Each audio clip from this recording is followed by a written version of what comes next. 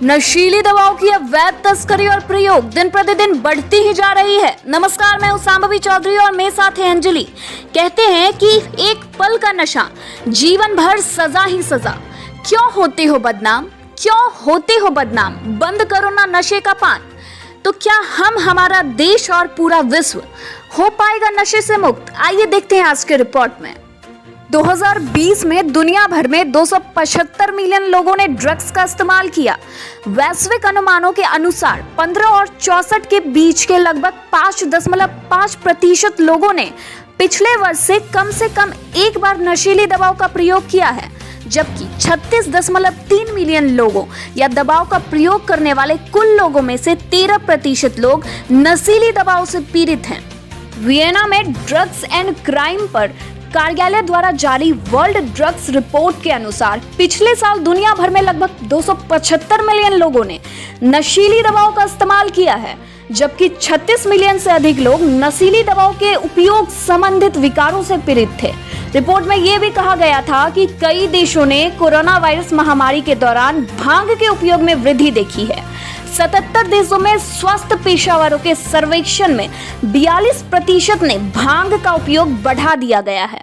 इसी अवधि में फार्मास्यूटिकल दवाओं के गैर चिकित्सक उपयोग में भी वृद्धि देखी गई है। रिपोर्ट में कहा गया है कि पिछले 24 वर्षों में कुल हिस्सों में भांग की शक्ति 4 गुना तक बढ़ गई थी।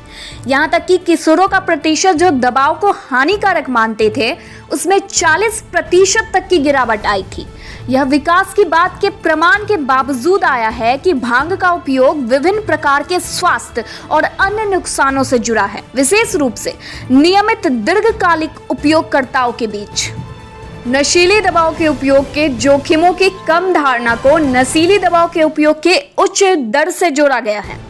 UNODC की 2021 की विश्व ड्रग रिपोर्ट को निष्कर्ष युवा लोगों को शिक्षित करने और सार्वजनिक स्वास्थ्य की सुरक्षा के लिए धारणा और वास्तविकता के बीच खाई को बंद करने की आवश्यकता पर प्रकाश डालते हैं। वैश्विक अनुमानों के अनुसार 15 और 64 के बीच लगभग 5.5% लोगों ने पिछले वर्ष से कम एक बार नशीली दवाओं का उपयोग किया है, जबकि 36.3 मिलियन लोगों या दवाओं का उपयोग करने वाले में से कुल 13% लोग नशीली दवाओं से पीड़ित हैं।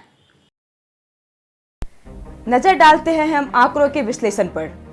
वर्ष 2010 से 2019 के बीच वैश्विक जनसंख्या में वृद्धि के कारण नशीली दवाओं का उपयोग करने वाले लोगों की संख्या में 22% की बढ़त हुई। पिछले वर्ष दुनिया भर में लगभग 275 मिलियन लोगों ने नशीली दवाओं का इस्तेमाल किया, जबकि 36 मिलियन से अधिक लोग नशीली दवाओं के उपयोग संबंधी विकारों से पीड़ित थे।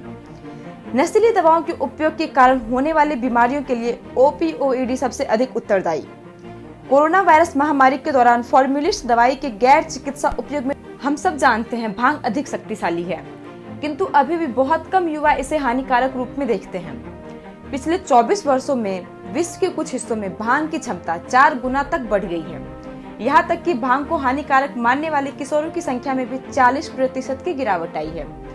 भांग में प्रमुख मनोसक्रिय घटक डेल्टा 9 THC लंबे समय से मानसिक स्वास्थ्य विकारों के विकास के लिए उत्तरदायी है।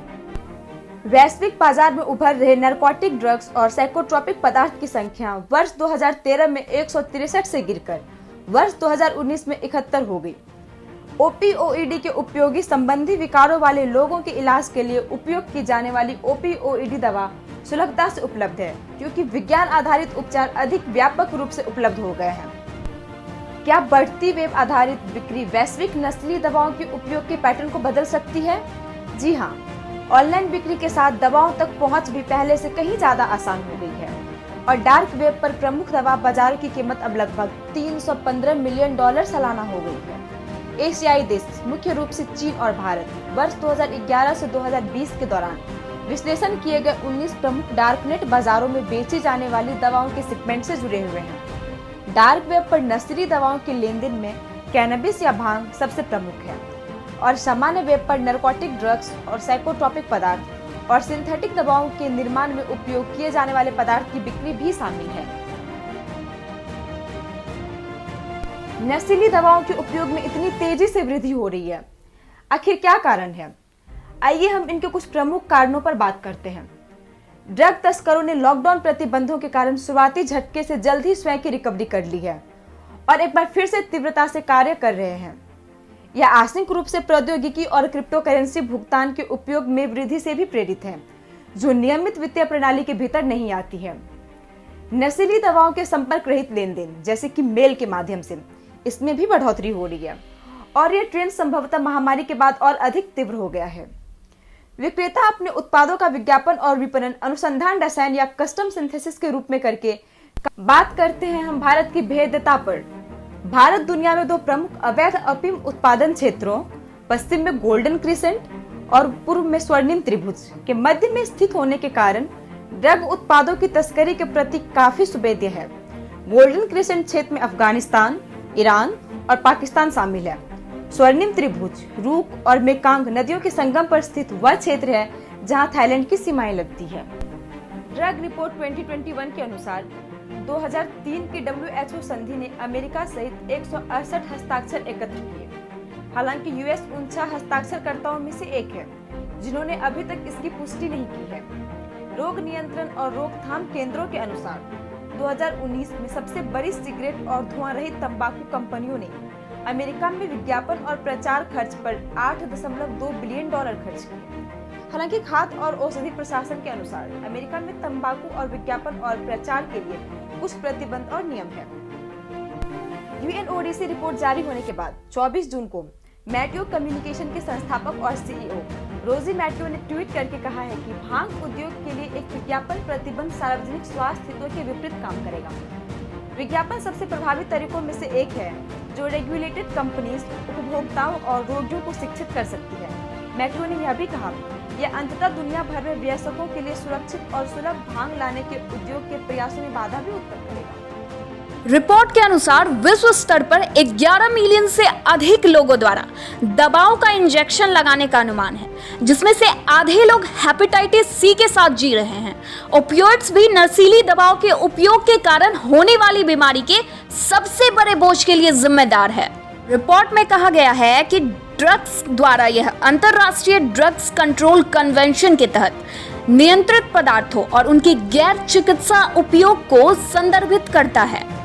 तस्करी और नशीली पदार्थों के प्रयोग को रोकने के लिए सुझाव है कि भांग उत्पादकों के उपयोग के सकारात्मक प्रभाव संबंधित गलत सूचनाओं का मुकाबला करना काफी महत्वपूर्ण है। दूसरा है कि नशीली दवाओं के नकारात्मक उपयोग संबंधित वैज्ञानिक जानकारी और तत्वों के प्रसार तथा इससे संबंधित जागरूकता अभियान शुरू किया जाना चाहिए। डार्कनेट पर मादक पदार्थों की तस्करी से निपटने के लिए कानून प्रबंधक एजेंसी की क्षमता को बढ़ाने पर ध्यान केंद्रित किया जाना चाहिए। सरकारों और निजी क्षेत्रों के संयुक्त प्रतिक्रियाओं के मध्य इंटरनेट पर अवैध दवाओं के विज्ञापनों और लिस्टिंग को नियंत्रण करना आसान हो सकता है। इंटरनेट आधारित सेवाओं में आ रही तेजी के साथ वैज्ञानिक मानकों को लगातार अपडेट करना भी आवश्यक है। साथ ही हम सबको सचेत और सावधान रहना चाहिए। कहीं कोई हमारा अपना भी तो नहीं है नशे की चपेट में, कहीं कोई हमारा अपना जिंदगी के साथ खेल तो नहीं रहा। इसलिए हमेशा याद रखें, नशे की आदत देगी बीमारियों को दावत। धन्यवाद। अगर अभी तक आपने हमारा चैनल सब्सक्राइब नहीं किया तो प्लीज जल्दी से सब्सक्राइब कर ले, वीडियो को लाइक करें और अपने दोस्तों के साथ भी जरूर शेयर करें। धन्यवाद।